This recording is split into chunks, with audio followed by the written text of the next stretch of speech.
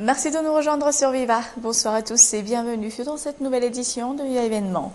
Tout de suite, les principaux titres. Malazan Pitataf qu'une attaque à main armée coûte la vie à 2 pères de famille. Les bandits étaient armés de Kalachnikov. Détail dans ce journal. La grève des enseignants FRAM continue. Les sociétés civiles se sont jointes à eux pour réclamer la gratuité des inscriptions dans les EPP. Nous en saurons plus dans cette édition.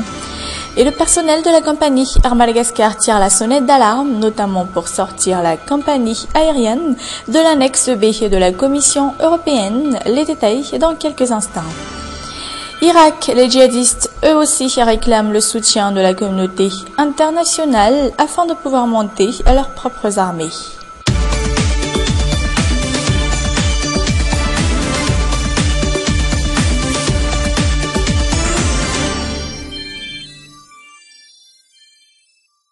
Une attaque à main armée coûte la vie à 2 personnes à Malazan Pitataf hier soir aux environs de 23h. Cette attaque meurtrière est parmi les plus graves jamais rencontrées dans ce village. Les bandits munis de Kalachnikov avaient tiré sur les 2 pères de famille. L'un d'eux meurt sur le coup. Un reportage choc signé Anna Muriel et Nzara Djansou.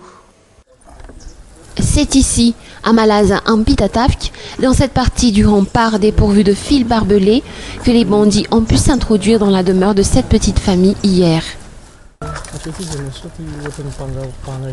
C'était à travers ce vide, là où il n'y a plus de fils barbelés, que ces bandits ont pu s'introduire à l'intérieur. Ils étaient au nombre de 8 à l'intérieur et j'ignore combien ils étaient dehors. Ensuite, ils étaient entrés par la porte, ils ont forcé la porte. Ils ont de suite demandé de l'argent, de l'or et de donner tout ce qui a de valeur. Là, ce sont encore les empreintes.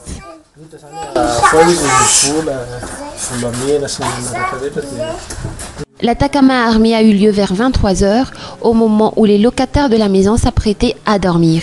Les bandits ont donné des coups de pied à la porte, ils ont pris tous les objets de valeur, ainsi que quelques billets en euros.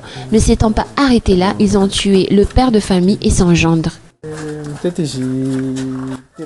La femme du défunt et leurs 2 enfants s'apprêtaient à dormir ici, sur ces lits. La mère était encore sur le point de donner du sein au bébé quand ils se sont introduits à la maison. Mon beau-frère était sorti par ici. Il a tout de suite crié au secours et ils l'ont abattu en lui tirant dessus sur sa cuisse. Les balles ont touché une artère et il ne l'a pas supporté. Les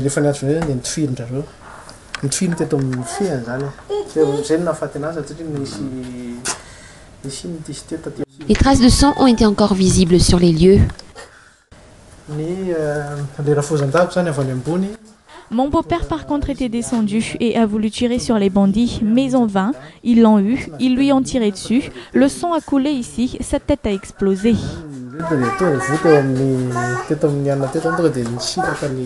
Les bandits ont été professionnels dans ce qu'ils faisaient, ont rapporté les témoins. Certains d'entre eux ont porté des tenues d'agents de sécurité. Certains ont affirmé qu'ils sont de la police.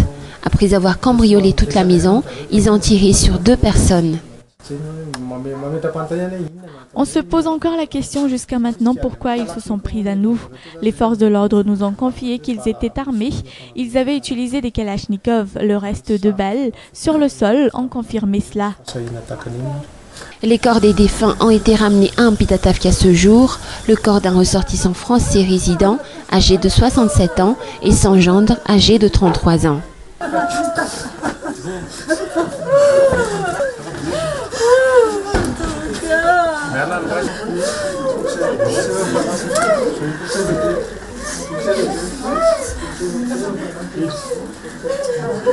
Et comme je vous le disais en titre, le personnel de la compagnie Air Madagascar a effectué un sit-in ce matin pour réclamer l'amélioration de la gestion de la compagnie aérienne qui traverse depuis quelques années des ondes de turbulence. Le personnel a tiré la sonnette d'alarme, notamment en vue de sortir cette compagnie aérienne de l'annexe B de la Commission européenne. Détail dans ce reportage d'Aris Ariel sur les images d'Yves Janel.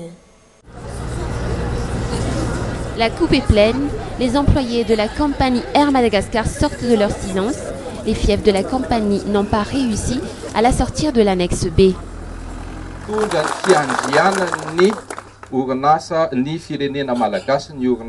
Les entreprises comme la compagnie Air Madagascar sont des propriétés du pays. Diriger une telle compagnie est un honneur et requiert beaucoup de compétences. Si l'ancien directeur de la compagnie a démissionné, il y a une raison à cela. D'ailleurs, ces 3 ans suffisent largement. S'ils ne sont pas capables de gérer les choses comme il faut, nous, les employés, nous saurons comment faire.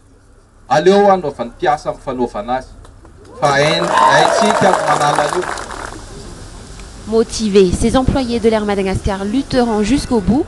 Ils sont contre la forte pression que fait l'Air France, incitant l'entrée de l'Air Madagascar dans cette annexe B. Le président de la compagnie aérienne malgache a de suite réitéré que l'ordre et la sécurité de l'aéroport doivent être respectés.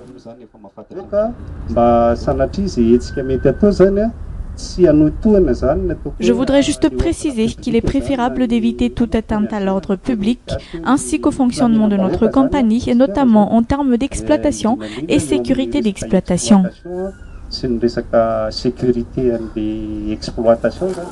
Jusqu'ici, cette grève des employés de la compagnie Air Madagascar atteint particulièrement l'Air France, mais il projette de s'en prendre également à toutes les compagnies aériennes européennes sans résolution satisfaisante dans les plus brefs délais, d'autant plus que Madagascar remplit pleinement les critères permettant la sortie de cette annexe B. Cette grève du personnel de la compagnie Air Madagascar pourrait affluer directement sur la compagnie Air France. D'ailleurs, elle menace de toucher toutes les compagnies européennes. Quels en sont les enjeux, les réponses dans ce reportage.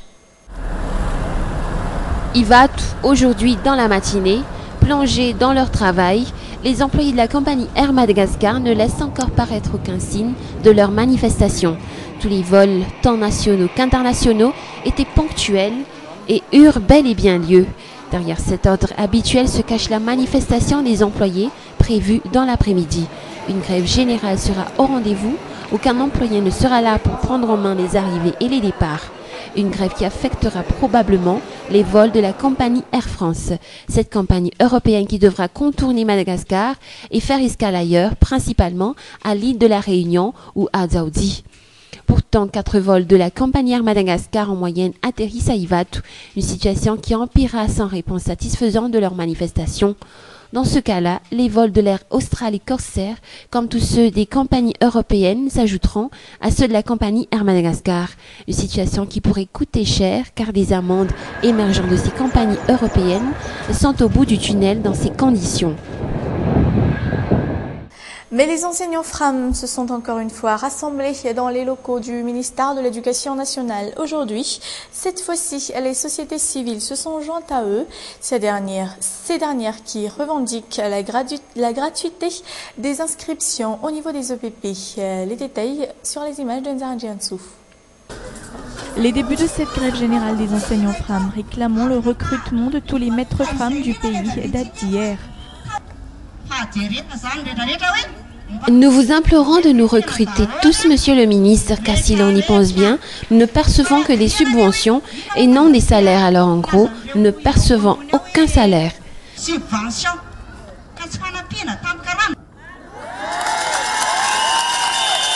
Selon les informations requises, certains d'entre eux ont déjà payé la somme de 600 000 à 1 million d'ariars en échange d'une place dans les 10 000 prévus pour le poste d'enseignant fonctionnaire. Un fait corruptif que la plupart de ces manifestants ignorent. Parmi eux, Nour, cette enseignante d'Anzouzourbe, est ici dans l'espoir de récolter les fruits de ses 21 ans de travail. J'ai commencé à enseigner en 1992, mais je n'ai perçu de subvention qu'en 2006. Je suis titulaire d'un diplôme équivalent au BEPC et d'une autorisation d'enseigner. Cela fait des années que je suis enseignante. Je n'ai pas d'enfants, alors je n'aurai personne pour s'occuper de moi et subvenir à mes besoins plus tard. C'est pourquoi je suscite le recrutement pour une retraite digne de toutes ces années d'expérience.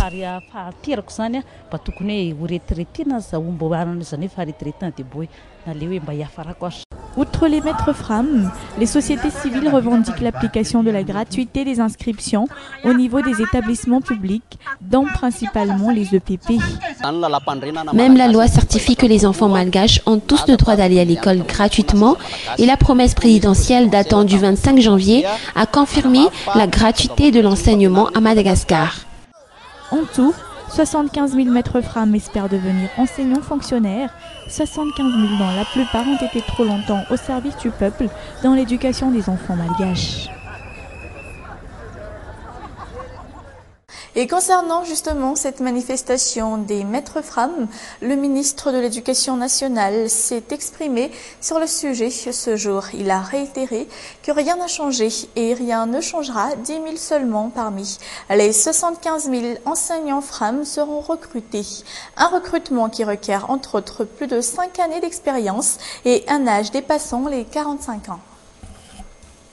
Mais de leur côté, les employés de la Jirama, notamment ceux d'un Kadmaok, sont montés au niveau de la brigade de la gendarmerie de Fiadanan aujourd'hui dans la matinée pour réclamer la libération de leurs collègues enquêtés sur place suite à une plainte portée par l'État à l'issue du court-circuit concernant le domicile présidentiel de Timazaz mercredi dernier. Mais sur une toute autre forme d'actualité, le festival Symphonie consacré à la musique classique de l'océan Indien sera pour ce 23 au 28 septembre à Nosibé. Cette première édition voit la participation de plusieurs grands artistes et musiciens, dont 3 artistes internationaux et une dizaine de talents malgaches. Parmi eux, ceux du groupe Camerata de Madagascar. Les détails concernant ce festival sur le micro de Nzarjiansou. En fait, ce festival, l'idée est venue de la venue sur Nosibé d'une artiste internationale en 2013. Sur les artistes malgaches, nous aurons à peu près une 13 artistes malgaches qui viendront de Tana, qui représentent un petit peu tout ce qui se fait de mieux en musique classique sur Madagascar. Nosibé a quand même un cadre extraordinaire.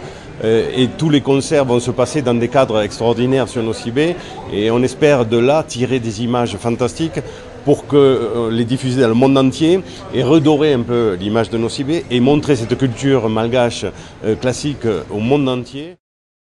Fin de cette édition de Viva Événement. Merci à tous de votre attention. Merci d'être restés avec nous jusqu'au bout. Prochain rendez-vous demain même heure. Et en attendant, excellente soirée en compagnie de Viva. Au revoir.